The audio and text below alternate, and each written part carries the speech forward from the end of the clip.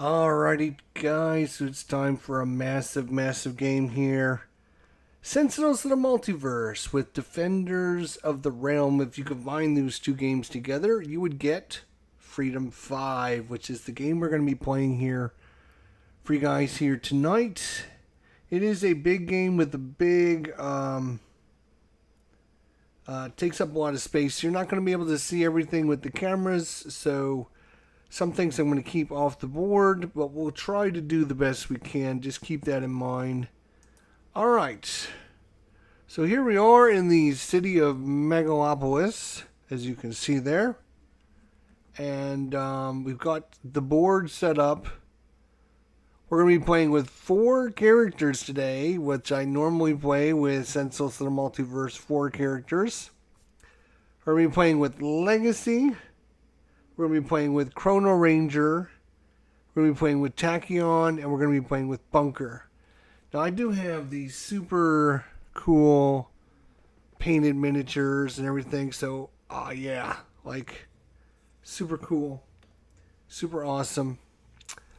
So we just need to finish setup, and then we are ready to go. We're going to be playing mission number 1.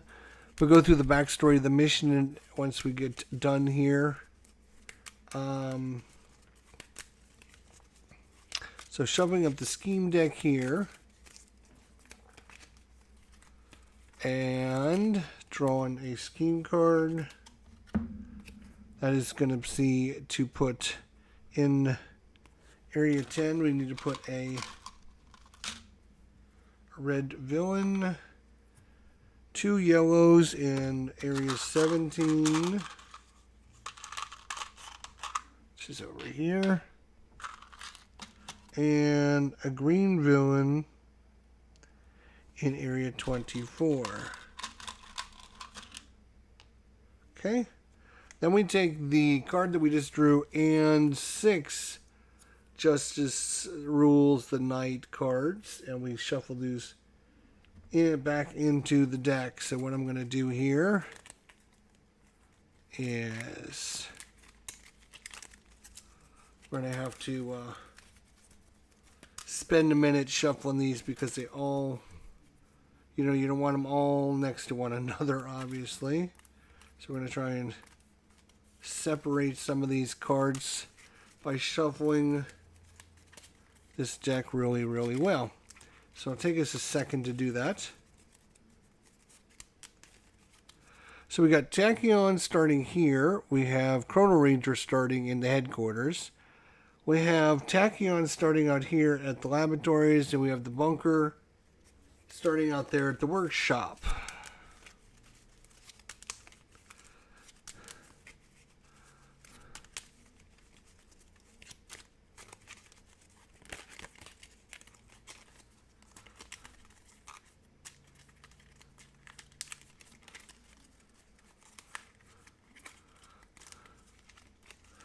Okay.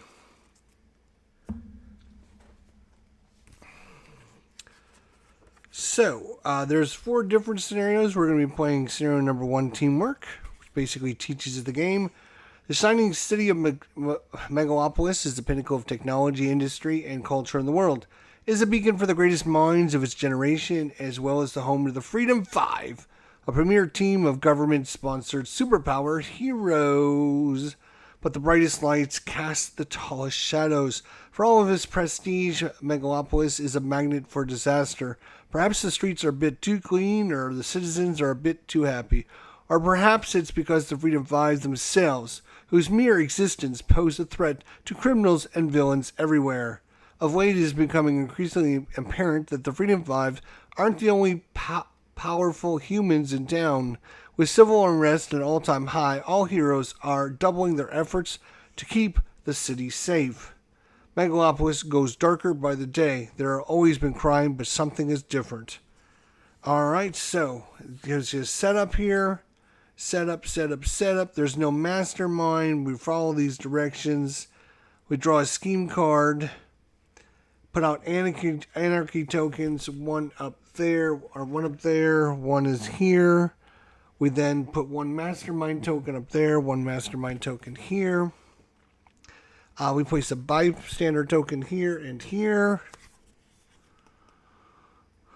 And then we put tracks here on the mastermind, which you can't see because it's at the bottom of this track here. Scenario objectives. All right.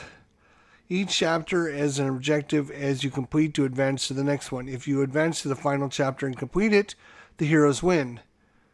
As you play, you must keep henchmen, anarchy tokens, and mastermind tokens in control. If the supply of mastermind or anarchy tokens starts to run out, the mastermind track will advance. If the mastermind track reaches 10, the heroes lose. Get ready to start your turn and read chapter 1 and flip over the page. Alright, here we go. The city's disorganized crime now speaks with a singular voice. The Blade Battalion, as they call themselves. Chapter 1 objectives. Each hero must resolve their starting justice card. And then, when we do that, we will go on to part 2 of this mission. So let's look at our heroes again. We have Legacy here, who's starting with the not on my watch justice card. He needs to get 2 mastermind tokens. I'm just keeping those next to the board. Then we have Chrono-Ranger, who is the Freedom 5 Unite. While all heroes are at the same location, take a justice action and choose a color. Each hero may discard up to 2 ability cards of that color to complete that mission.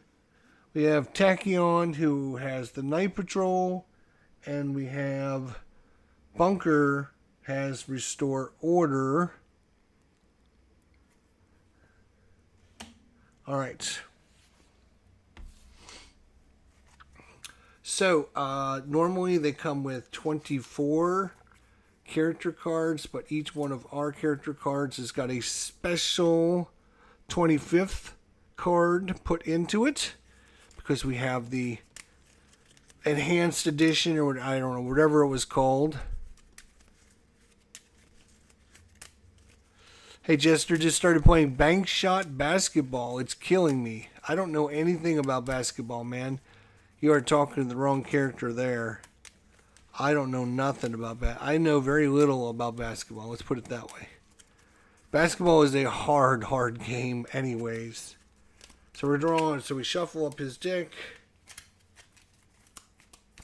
And we're drawing 4 cards for our starting hand.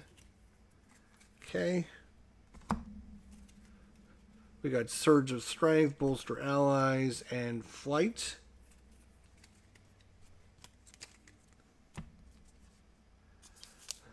We have the Chrono-Ranger, same thing. He's got a special card in here as well. We'll shuffle up his cards. Draw 4. He got Temporal Grenade, Danny Boy, Deadly Aim, and Danny Boy. Tachyon, same thing. She's got a special card in there as well. Shuffle up her deck.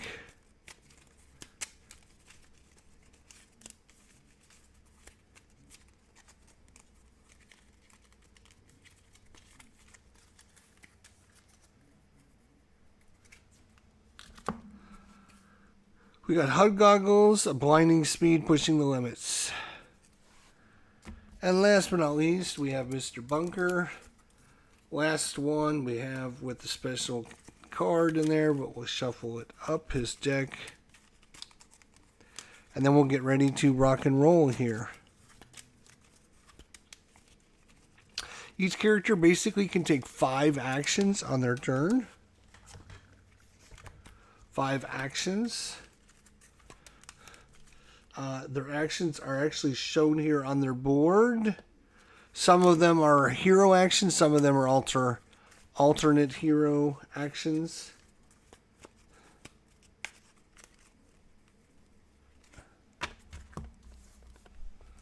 So we have Full Throttle, Critical Overload, Snapshot Missile, and Satellite Intel.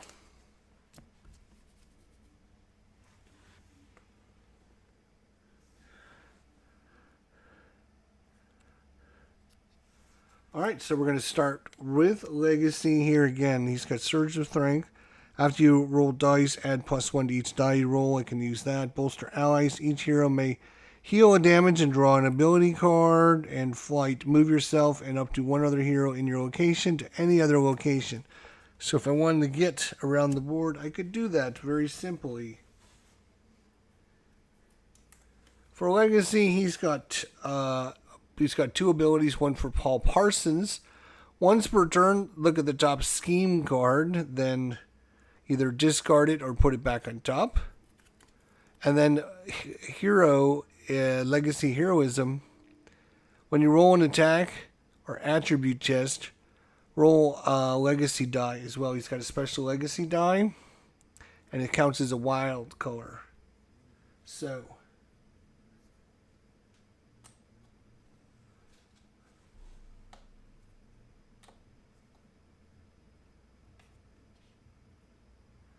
alright. Actions Legacy can take are attack, activate an ability on a card, move, heal, recover, complete a personal task, which we don't have. We have cards for that here. We don't have them right now. I can do a justice action to try and complete certain justice things. And then you can interact with your location. So you can see, like, right now that we got one blue hero or a villain in our area. And you can see on each player board, each of the heroes are ranked either 3, 4, or 5 in each of the different colors. Green, red, yellow, and blue. For Legacy, if he wanted to fight a blue hero, he'd have to roll a 4 or higher on the dice. He'd have to roll a 4 or higher to knock out a blue one. So, Legacy's really good at red heroes.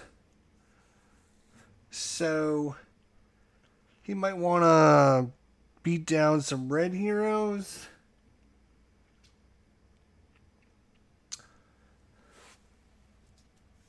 Again, he could do flight and just move down here to try and take care of this token down there.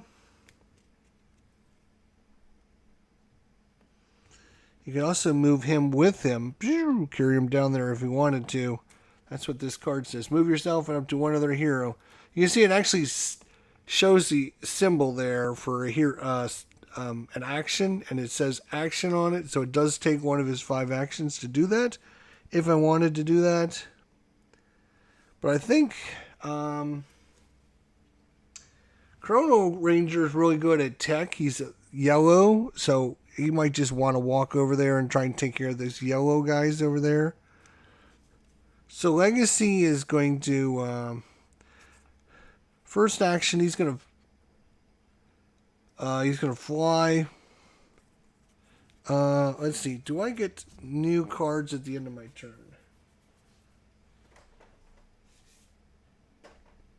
Probably get one at the end of your turn, but I just want to see here. Let's see here.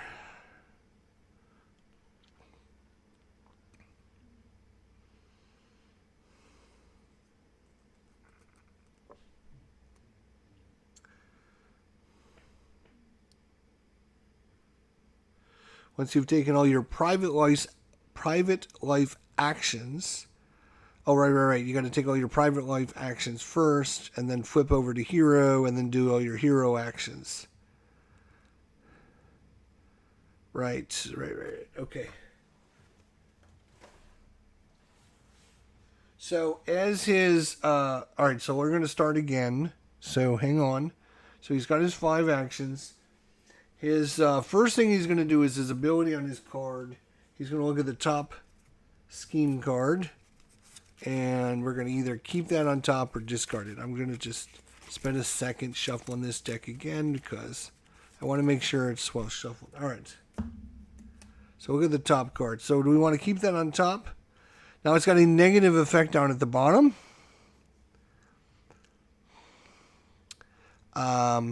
It's in red as opposed to green. So we're going to discard it. Because we can actually, in this mission, we only play, well, the first part of the mission, we only play the good cards, so playing more good cards is better for us. So that was a free action.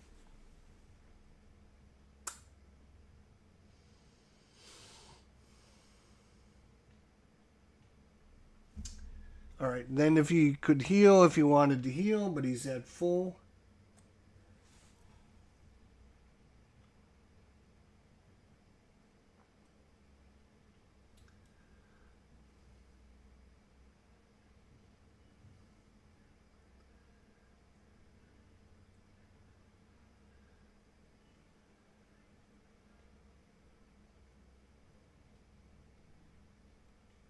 Yeah, okay, so I think that's all the actions he's going to take in.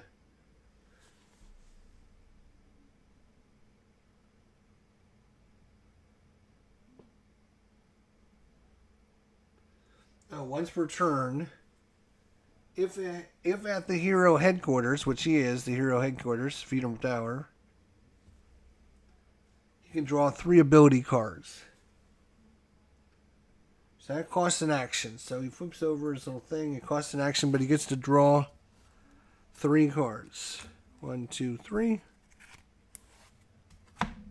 And he's going to get Surge of Strength, Inspiring Presence, and Surge of Strength again. Alright. That was his first action. His next action is going to be Flight. Move yourself. He's going to move to there.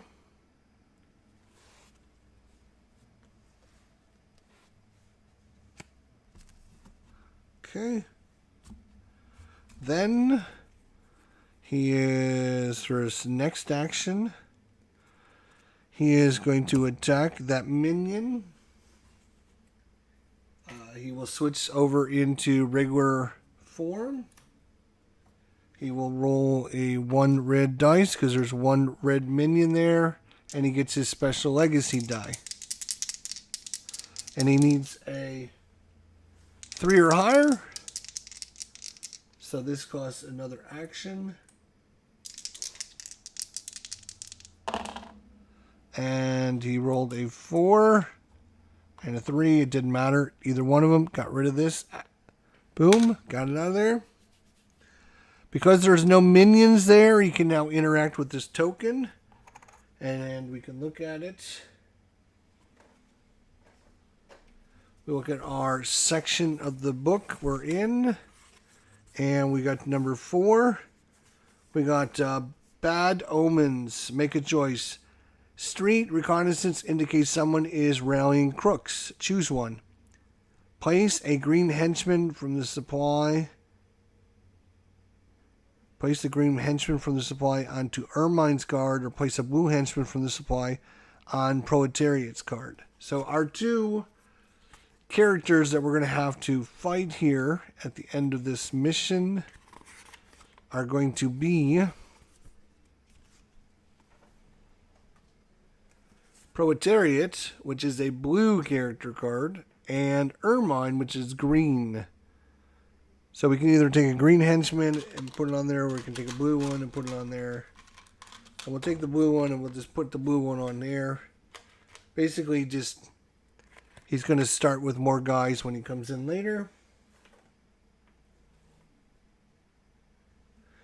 Then this token gets shuffled. We might see this again. It gets shuffled back up in with all the other ones.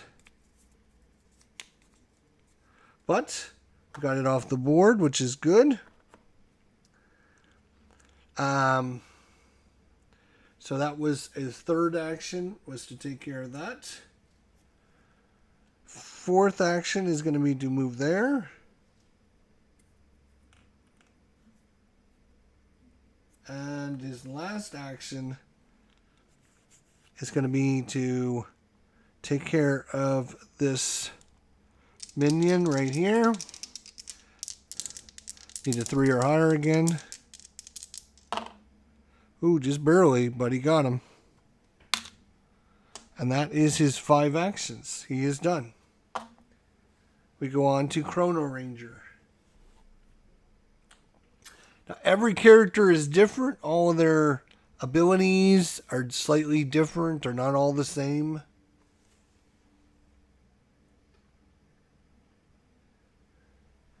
So, Chrono-Ranger is Temporal Grenade, Danny Boy. Play during your hero phase. At the end of your turn, you may take an attack action. You may attack enemies in an adjacent location. Wow. After you roll a die... Right. Choose your location or an adjacent location and flip all anarchy tokens there to purple. Each hero may place any one ability card on their discard pile on top of their deck. So,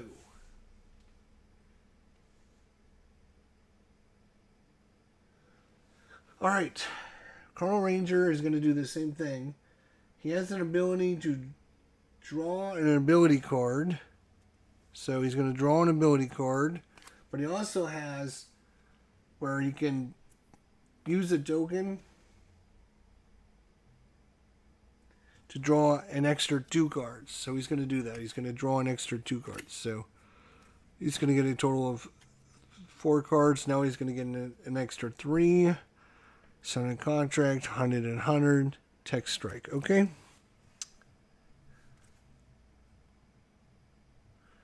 Alright. His next action is going to be to move. He can move 2 locations. I should note you cannot use like the corners like this. You can't go from corner to corner. But he's going to move 2 locations. He's going to move 2 locations.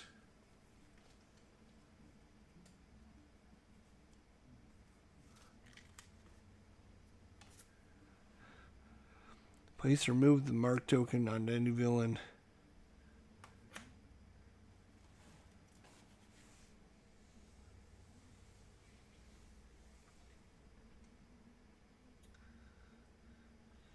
Okay.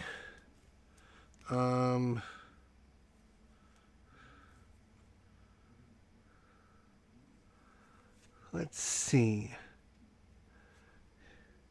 His next action is going to be to attack these yellows.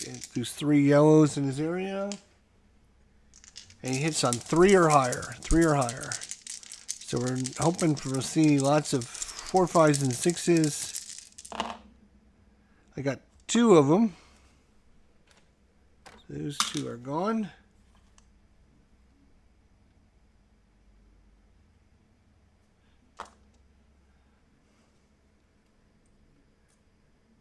Spend another action trying to get rid of that last guy there. No! Last one.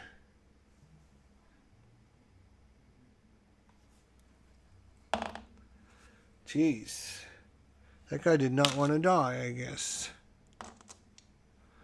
Okay. Tachyon. See, she's got the hug goggles. Either take the top card of your discard pile.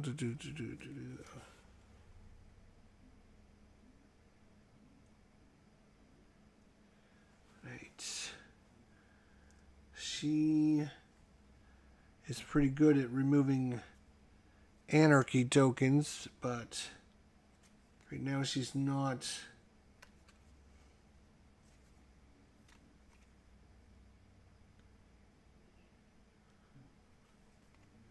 Yeah, what she's going to do here, let's see. Tachyon's good at red as well. We don't have anyone that's on our team that's good at green. Every one of our heroes is either a 4 or 5. Nobody's a 3 or higher to green. So green's going to be our trouble.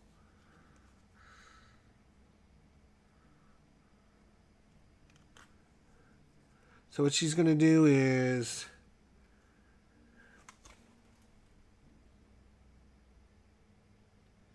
So she's going to do spend an action to draw 3 cards. Oop.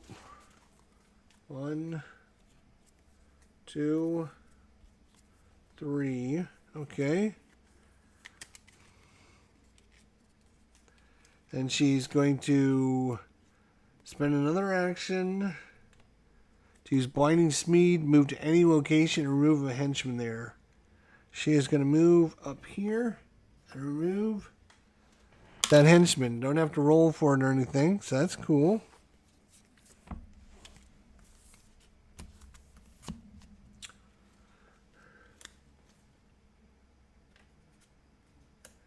It's going to flip over to hero form.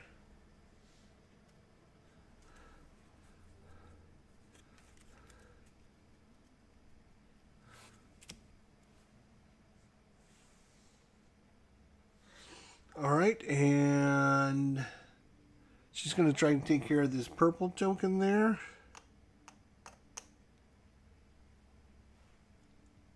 So because it's purple, purple is a wild. You can choose any color. So her best color, every hero has got their best color. Tachyon's is red. Legacy's is red. Chrono-Rangers is yellow. And Bunkers is yellow. So we don't have anyone good at blue or green. We didn't do a very good job of picking our teams. That's okay. It'll be alright. So, she's going to choose red, and I'm just going to randomly shuffle this up. And then you just flip till you get to a red one, and you draw it. Blade Battalion soldiers have kidnapped a citizen and are fleeing on the rooftops. Roll 3 dice.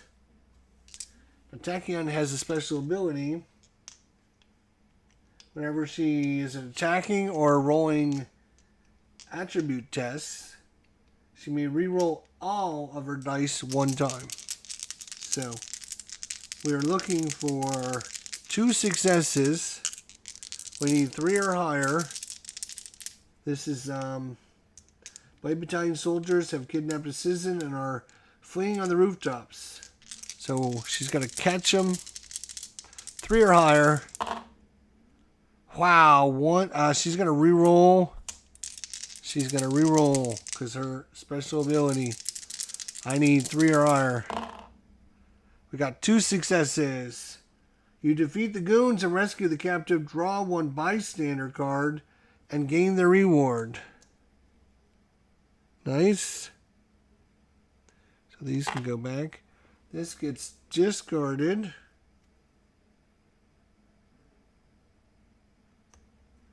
I think it goes back in the pile, I would assume.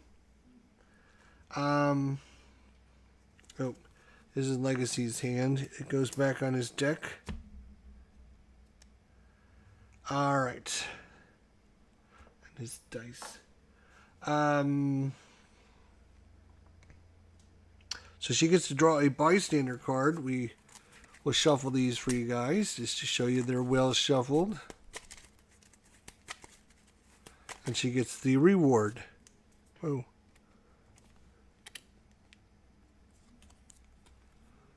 Andrew Reeves. And it's got 2 icons on here, which means she gets a special card. Again, I will shuffle the special cards. Reward. You may remove 1 henchman from any location. Alright, so that's pretty good. Again, green or blue are going to be kind of our trouble areas. So we don't have anyone good at green or blue. So she's going to remove a henchman from any area. We don't have anyone getting too out of crazy, so let's just remove way up there out of the way. Okay, and then she can turn in 2 icons for a special card, which she will do. Quiet Night. Play at the start of the villain phase. The active hero does not draw a scheme card. It's also worth 2 dice, 2 of any color, to fight the villain. So hold on to that till later. And that is that. So put this at the bottom of the deck. Okay. That was her second. So first action was to get over there. Second action was to remove that. Third action.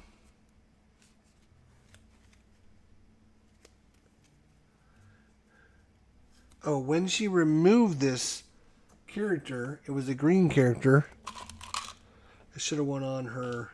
She needs to collect one of each of those. Red, yellow, red, green, and yellow. So what she's going to do, she's going to play Hypersonic Charge. Action, it costs her an action. She's going to move up to 3 locations, removing 1 henchman from each of those locations. She's going to go 1, which is the red. 2, which is the green. Oh, wait. Wait a minute. I need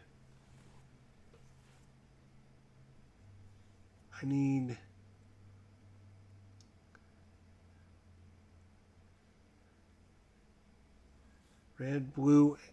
Blue is over here. Blue. Oh, I can't get the yellow now. Damn.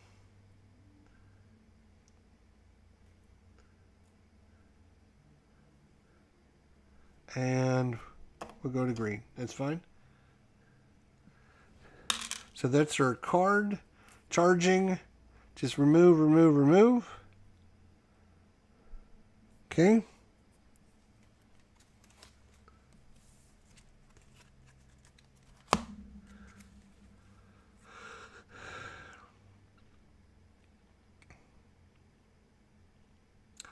Play during your hero phase. Either take the top card of your discard pile into your hand or draw an ability card.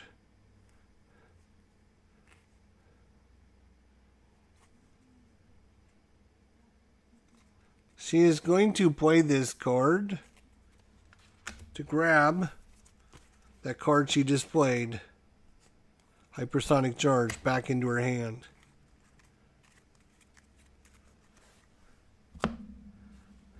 And then, I think she's just going to play it again. I think she's just going to play this card again for a second time. Move up to 3 locations, remove 1 henchman from each of these locations. Do you want some cake? Cake? Rum cake. No. No. I made it. You did? I made it. When? This morning. Oh, okay. I thought it was that one that the neighbor brought over. Okay. Sure, I'll take a little piece. So she's going to play that again, moving 3 spots, and she can go, it's going to cost her an action, and she's going to go 1, 2,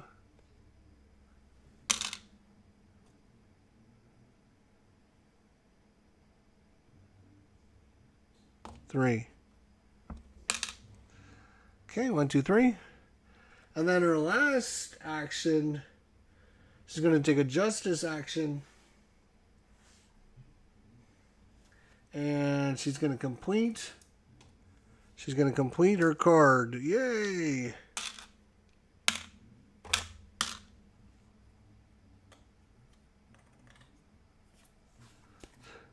So reward, flip this reward at the start of the villain phase to prevent the active hero from drawing a scheme card.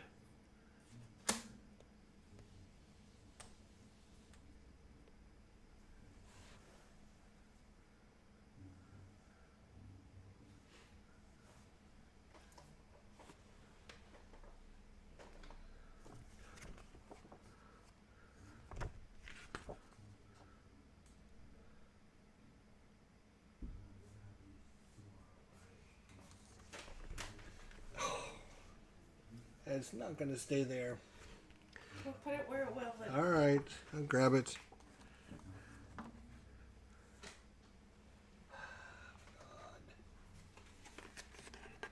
Why she brings this in right now?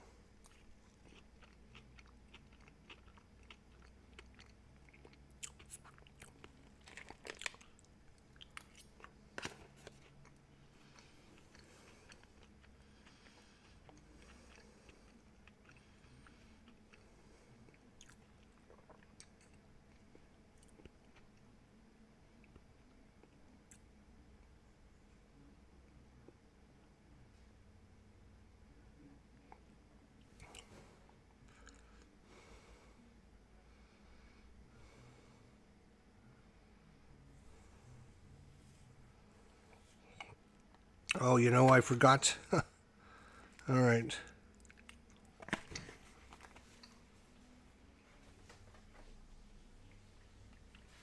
Wow.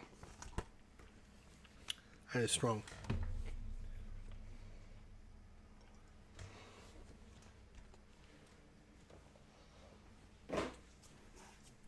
Okay.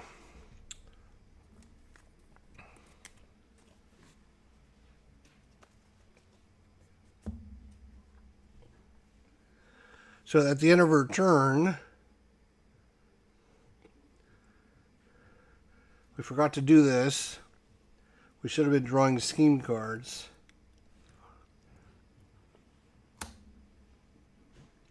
So, section 13,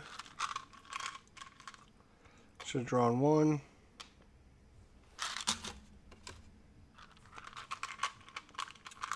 Two into section 10. And one into section 29.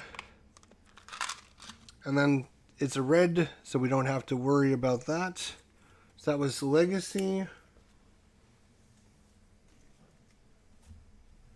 Chrono-Ranger. Let's see, 25. 25 over there. And number 11.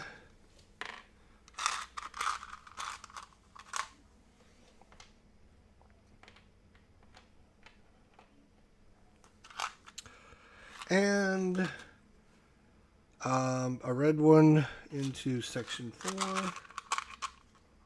which is up there. And then each hero may either heal 1 damage or draw an ability card. So we would have all drawn an ability card.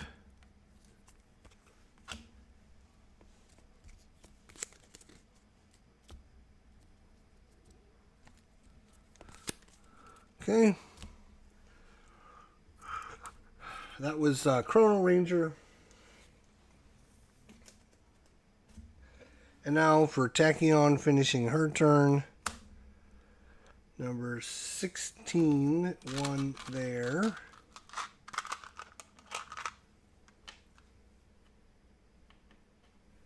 Two in section 3.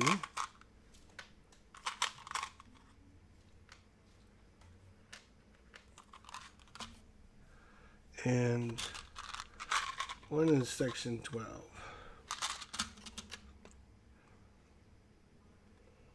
This is over there. And again, villains, movement and stuff, we can, oh, and a token gets placed up there. Did I miss that on the other one? Yeah, 25. Should have been 1 on 25. Here. One at 16. Okay.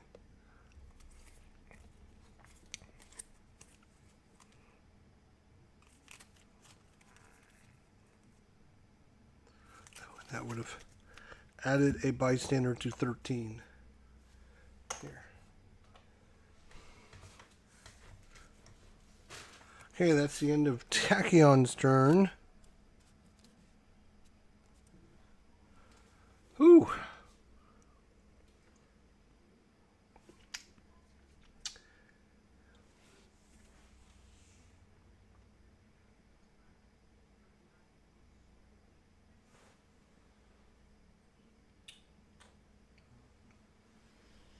All right. He can spend an action to draw an ability card, which he will do. Having these cards is going to be super helpful. All right, that's that.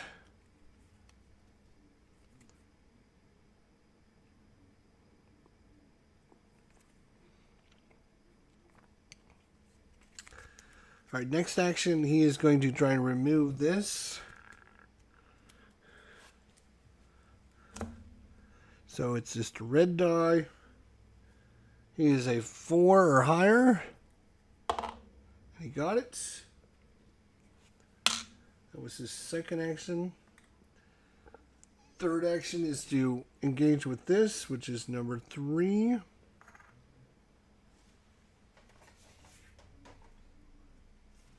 Number 3.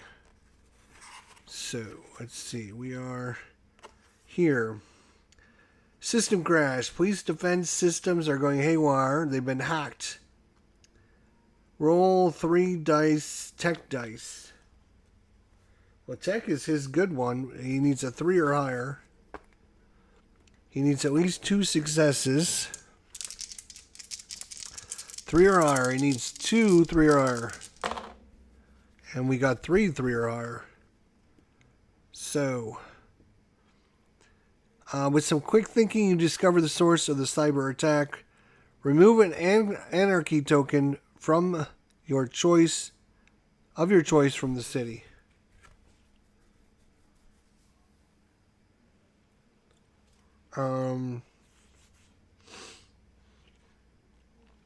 You'll remove this one, and he just needs 2 different colored ones. Okay.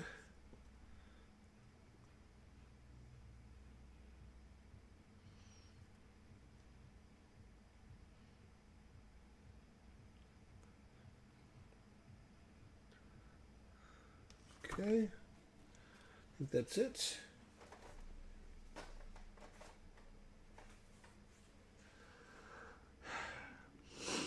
I still got 3 more actions. This comes back over here.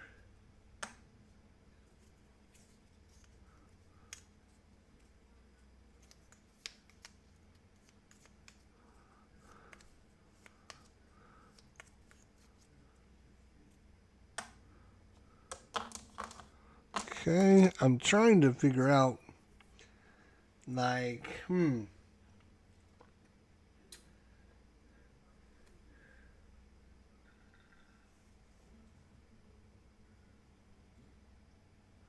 are we supposed to draw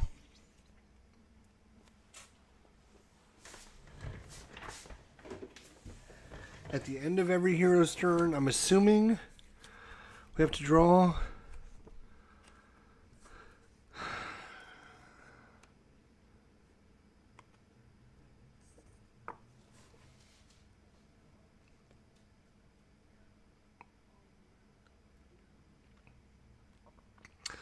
Yeah, private life, then the hero phase, then the villain phase.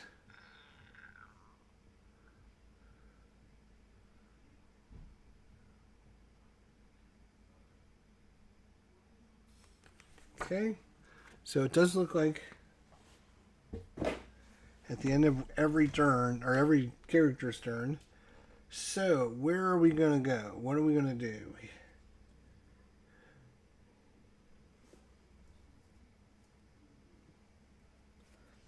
See, once per turn, choose one hero to draw 3 ability cards and keep all cards of one color. You may move to any location matching the color they chose.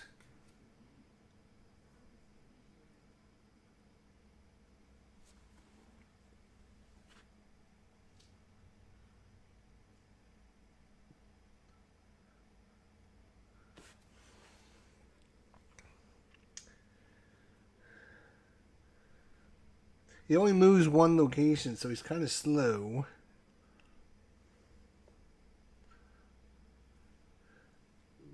So he's going to spend 2 actions to move.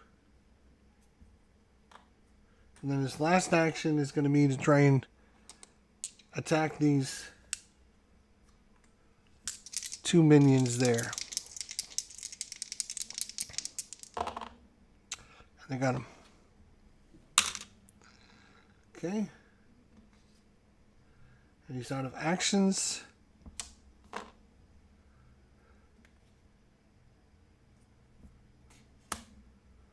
So we're adding 1 yellow to number 28.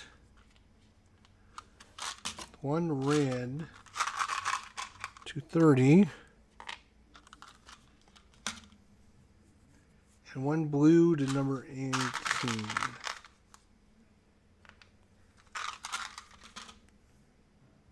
Okay, and we can ignore the red again at the bottom.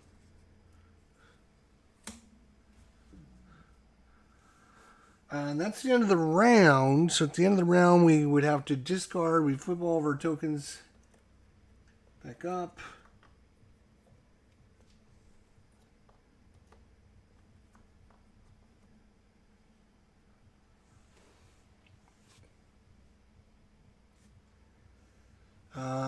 And we make sure you don't have more than 12 cards in your hand, which we don't.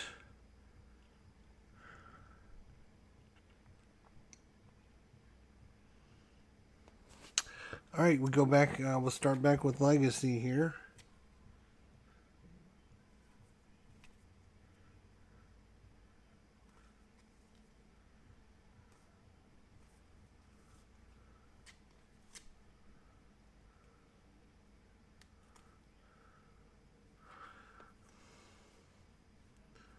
We're going to need blue. We're going to need green and blues to fight the villains. So just keep that in mind.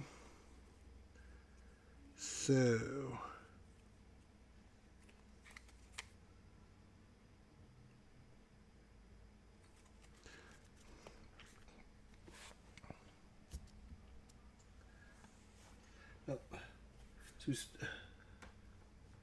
we start back over in Alter Ego, and we can look at the top scheme.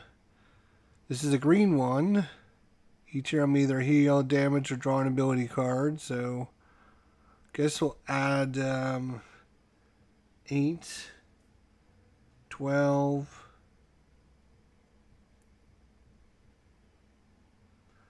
and 25.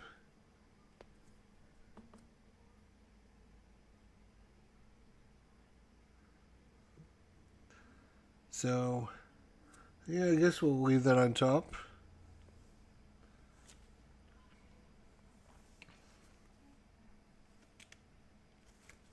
Oh, that's Bunker's. That's Bunker's hand. Let's get Legacy's hand out here. So, alright, Legacy's down here.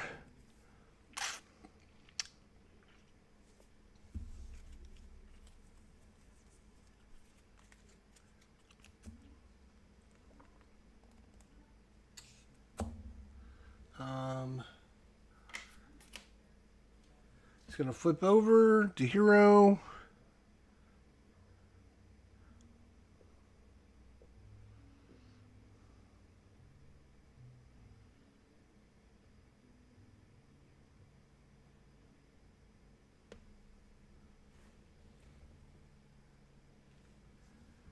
He moves 2 spaces. 1. Alright, it's going to take him 1, 2 actions to move up there. He's going to spend another action to attack those minions there.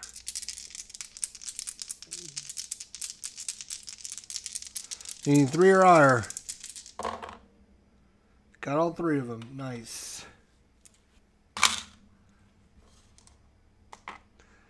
Then he's going to move again.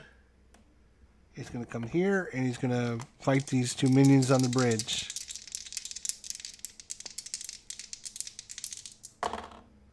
Got him.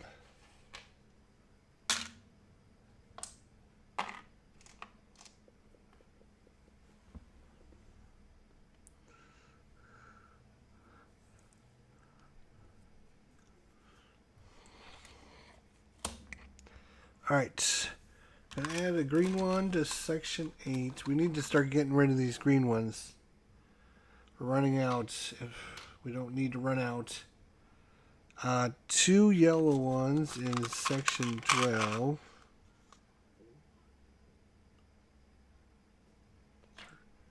Right there. 1 blue one in 25. Each hero can either recover damage or draw a card. Again, nobody's taking any damage, so we're just going to draw cards. Draw a card. Draw a card. Draw a card. Okay. That's the end of Legacy's turn.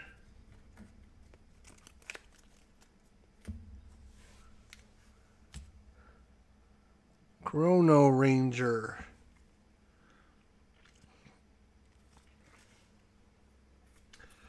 See what his abilities were again. Move yourself and up to one other hero in any location to any location with the villain, anarchy token, or mastermind token.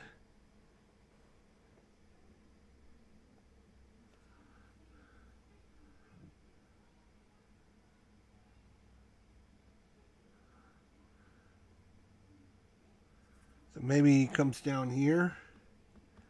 Try and take care of this.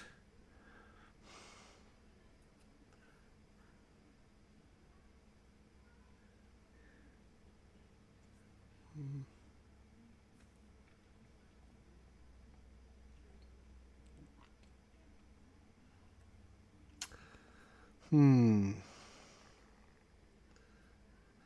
yourself and up to one other hero in your location to any location with the villain, anarchy token, or mastermind token.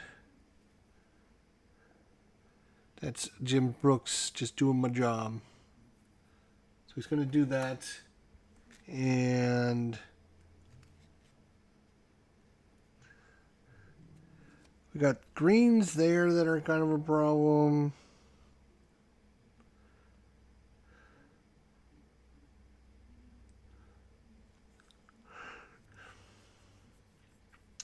Blues, he's not great at. He's a 4. So, you know what? I guess he will do that. And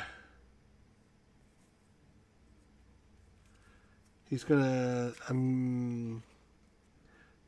I don't think that'd take an action.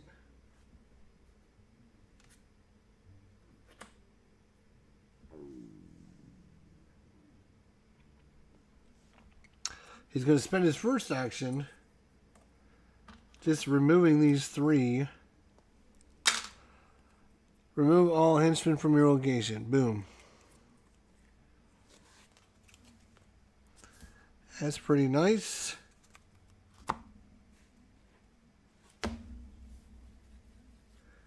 Then he can deal with this, which is the number 2. Number 2 is... Explosion has left civilians pinned beneath fallen rubble. We can test... roll 3 dice to test body.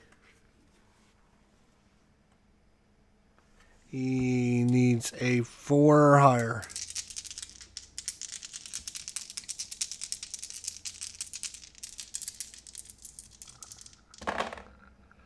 Wow. Failure. You managed to help the EMPs and firemen, but the distraction is costly. Advance the mastermind track by 1. So it is now up to level 1. That was not good.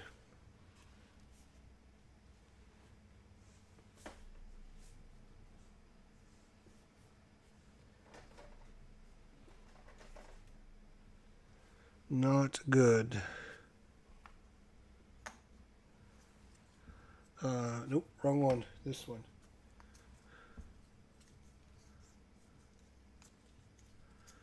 Well,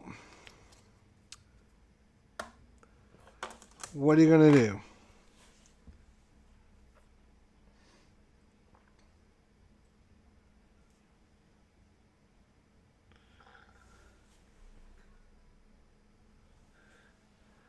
He is, oh,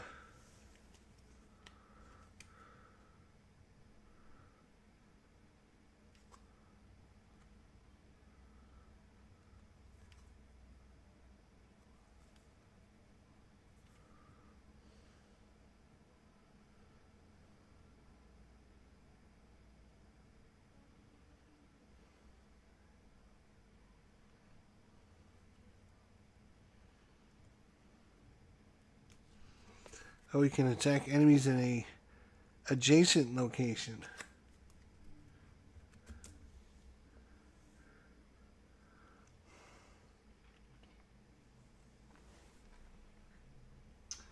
Moves up to 2 locations.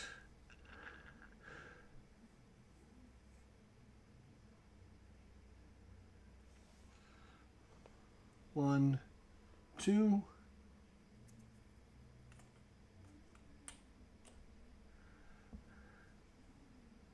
He needs green. He needs not the best. He needs 5 or higher, but we do need to get rid of some of these greens.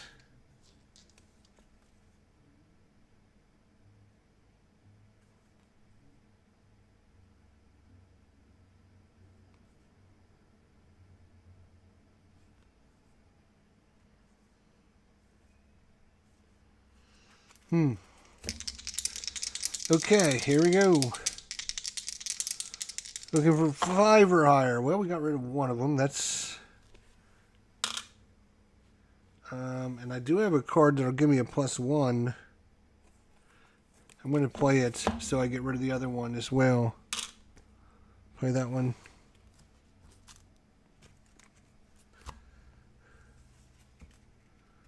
Okay.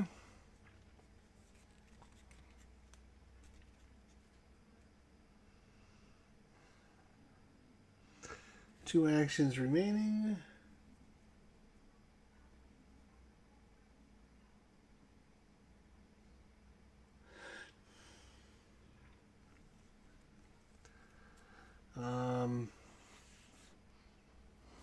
Oh yes, I almost forgot. If you end your turn with henchmen, you would take a damage. That's right.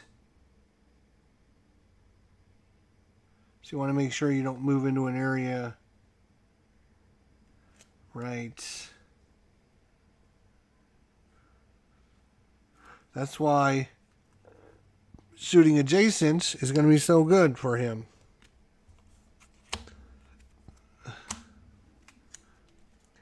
He's going to take an attack action. He may attack enemies in an adjacent location. So, well, maybe he doesn't want to do that yet because there's only one enemy. He's got 2 actions remaining.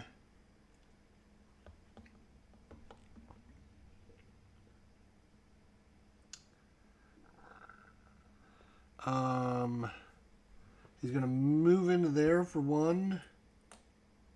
And he's going to roll 2 yellow dice. 3 or higher. Got them both.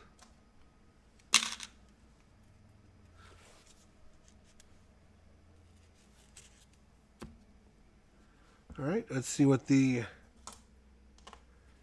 Oh! Justice rule tonight, no henchmen are placed, and no villains move. Nice. Woo! We needed that. Tachyon, where are you? Here you are. She's good at reds. See, she's got 1, 2, 3, 3, 4, 5, 6, 7 cards. Plenty of cards. All right.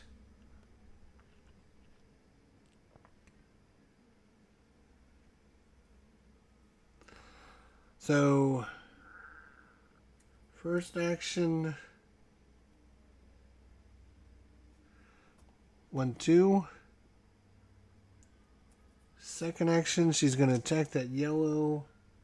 Needs a 4 or higher. Got it. Then she can Rescue the bystander. Bystander is Michael Reynolds. Fate can be cruel, but heroes keep smiling.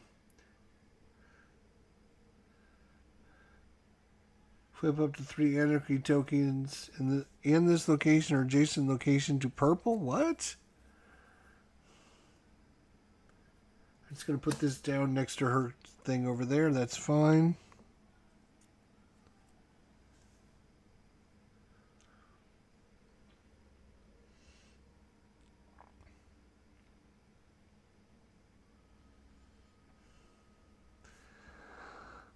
All right. Well,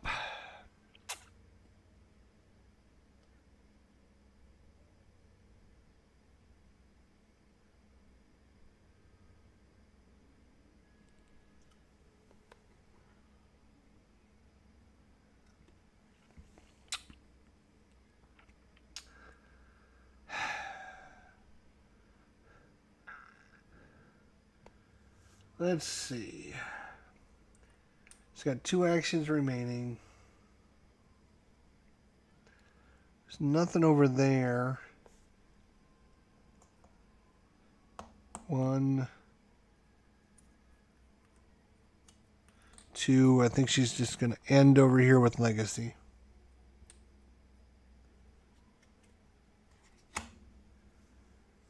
Space 11.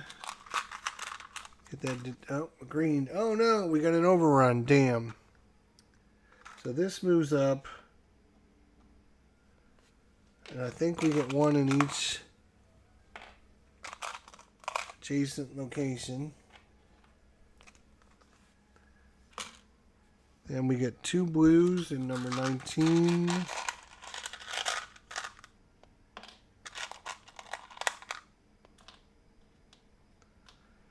And 1 yellow in number 23.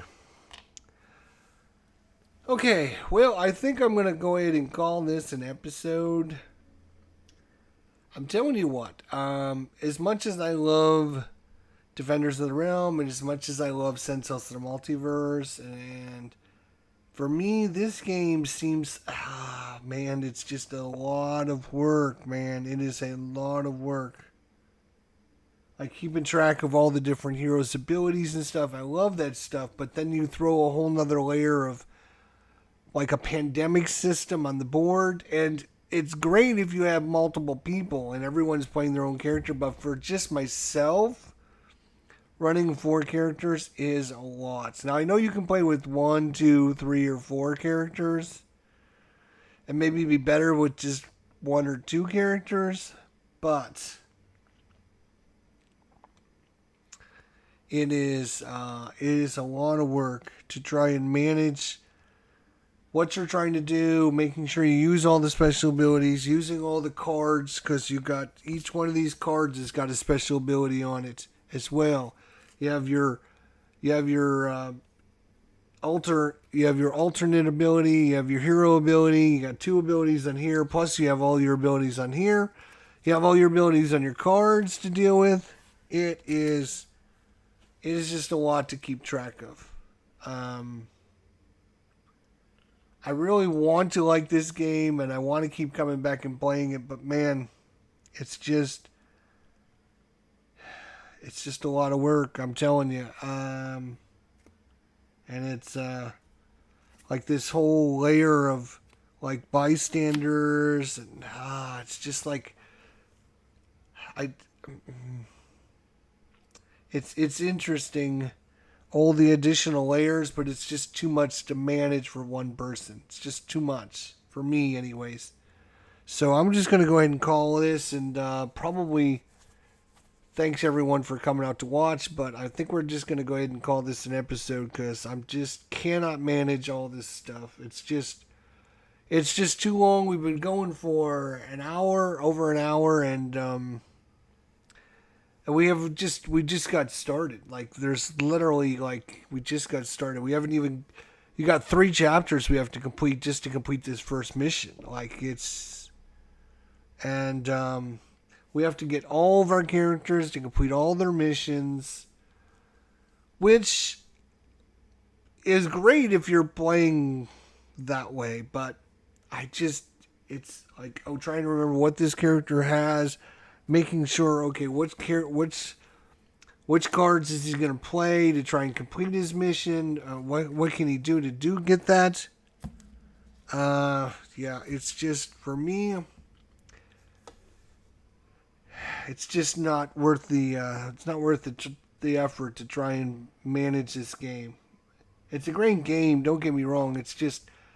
It's not designed for solo players running like multiple characters. Like Senseless or Multiverse, I can run 4 characters in that, no problem.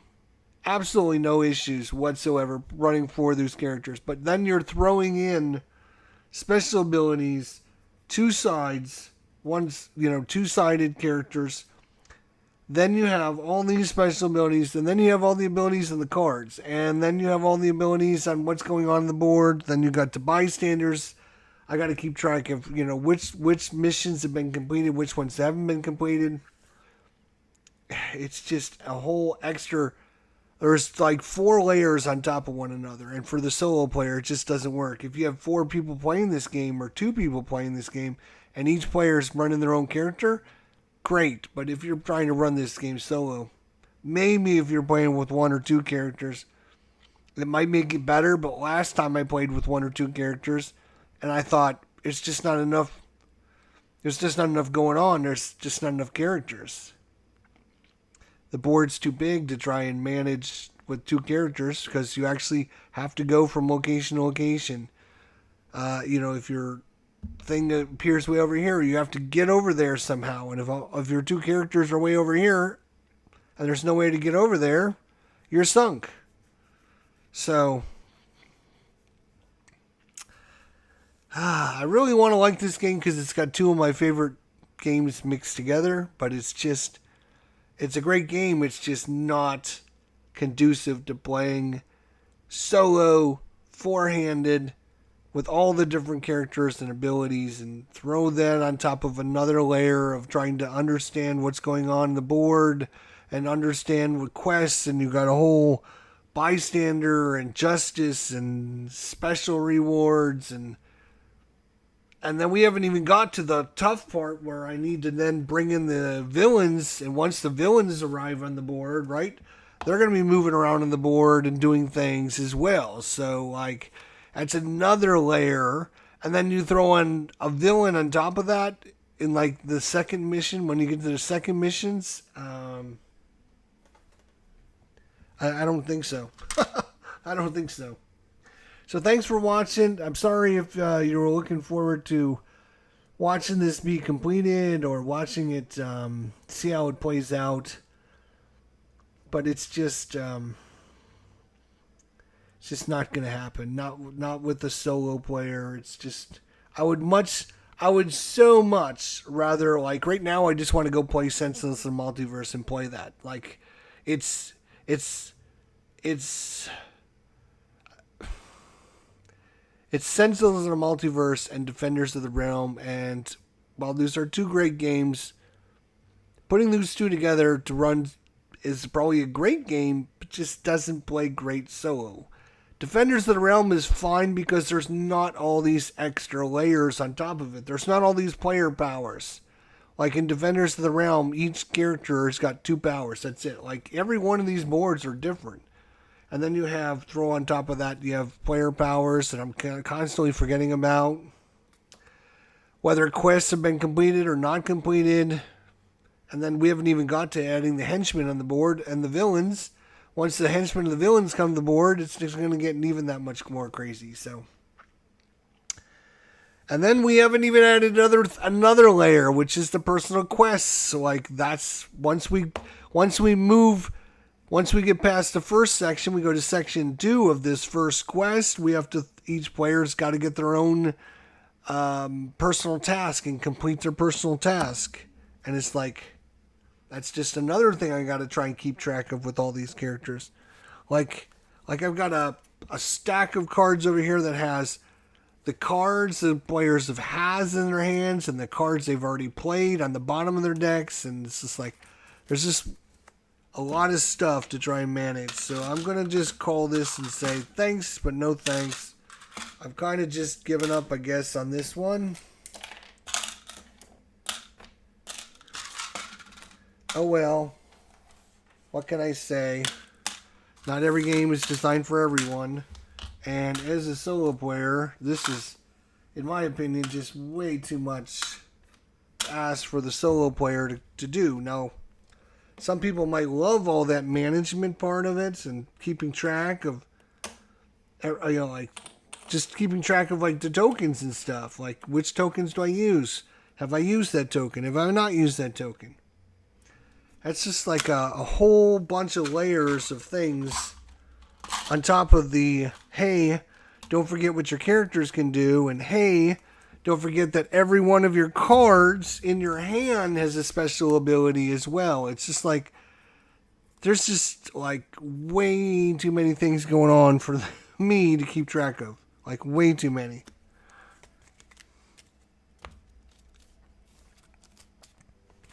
But it's still a great game. I'm not going to say anything negative about it.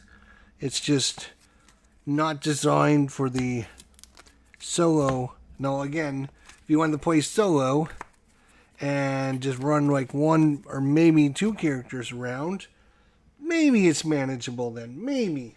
Who knows? But, like, I've got these little tokens on this board. You can't even see this, but I'm constantly hitting them with my elbow. These tokens, for whatever reason, are set up for a certain thing.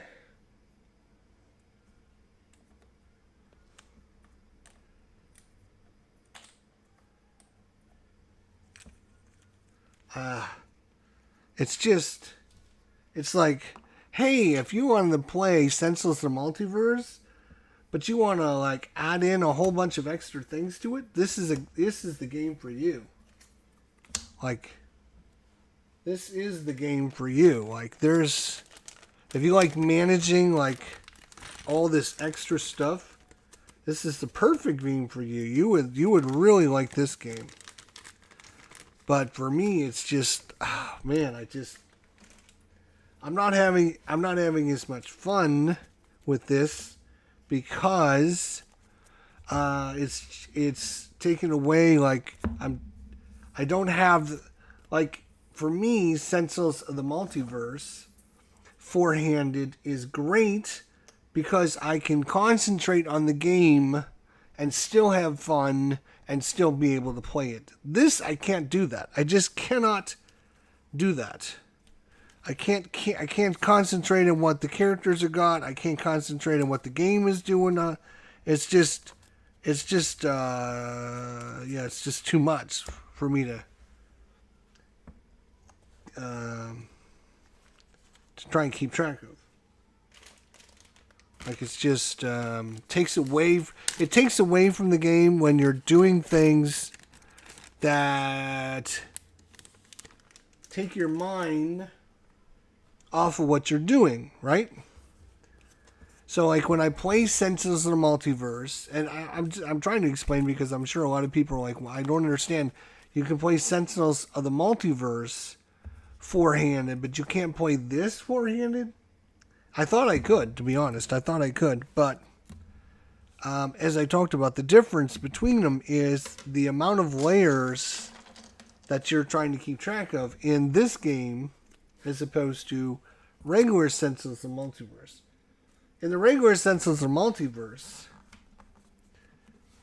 you have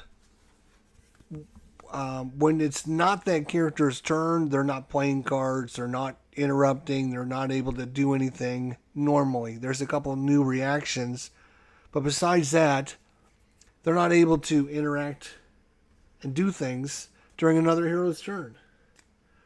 And so I can concentrate on one hero and do his play and boom, boom, boom, and move on to the next hero.